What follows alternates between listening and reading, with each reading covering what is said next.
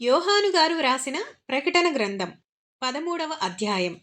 మరియు 10 కొమ్ములను 7 తలలను గల ఒక క్రూర మృగము సముద్రంలో నుండి పైకి వచ్చుట చూచితిని. దాని కొమ్ముల మీద 10 కిరీటములను, దాని తలల మీద దేవదూషణకరమైన పేళ్లును ఉండెను. నేను చూచిన ఆ మృగము చిరుత పులిని పోలి ఉండెను. దాని పాదములు ఎలుగుబంటి పాదముల వంటివి, దాని నోరు సింహపు నోరు వంటిది.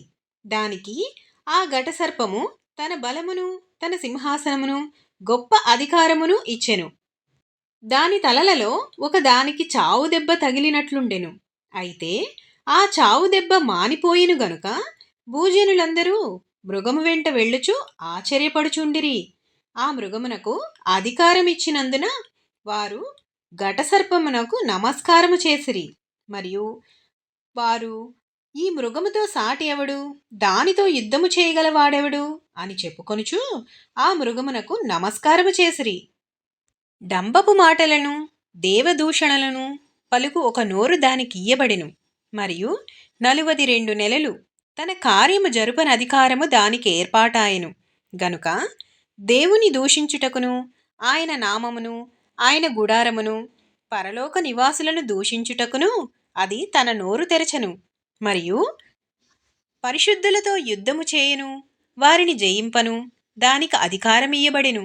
ప్రతి వంశము మీదను, ప్రతి ప్రజ మీదను, ఆయా భాషలు మాటలాడు వారి మీదను, ప్రతి జనము మీదను అధికారము దానికి ఇయ్యబడెను. భూనివాసులందరూ అనగా జగదుత్పత్తి మొదలుకొని వధింపబడి ఉన్న గొర్రెపిల్ల యొక్క జీవగ్రంథమందు ఎవరి పేరు వ్రాయబడలేదో వారు ఆ మృగమునకు నమస్కారము చేయుదురు. ఎవడైనను చెవిగలవాడైతే వినుగాక. ఎవడైనను చెరపట్టవలెనని ఉన్న ఎడల వాడు చెరలోనికి పోవును. ఎవడైనను ఖడ్గము చేత చంపిన ఎడల వాడు ఖడ్గము చేత చంపబడవలెను. ఈ విషయములో పరిశుద్ధుల ఓర్పును, విశ్వాసమును కనపడును. మరియు భూమిలో నుండి మరి ఒక క్రూర మృగము పైకి వచ్చుట చూచితిని. గొర్రెపిల్ల కొమ్ము వంటి 2 కొమ్ములు దానికుండెను. అది ఘటసర్పము వలె మాటలాడుచుండెను. అది ఆ మొదటి క్రూర మృగమునకున్న అధికారపు చేష్టలన్నీయు దాని ఎదుట చేయుచున్నది.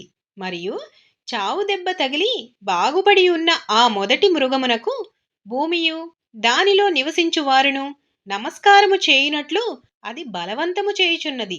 అది ఆకాశము నుండి భూమికి, మనుషుల ఎదుట అగ్ని దిగివచ్చునట్లుగా గొప్ప సూచనలు చేయుచున్నది.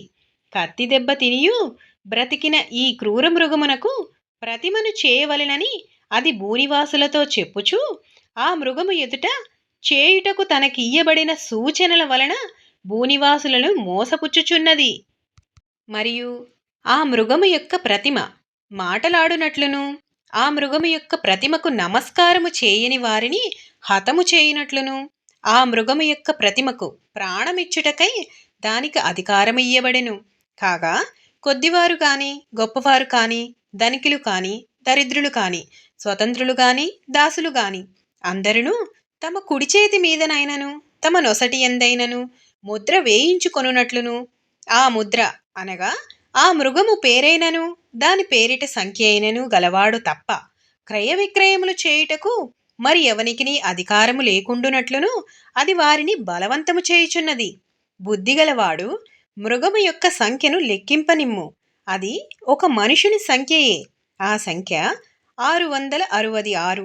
ఇందులో జ్ఞానము కలదు. ఆమెన్.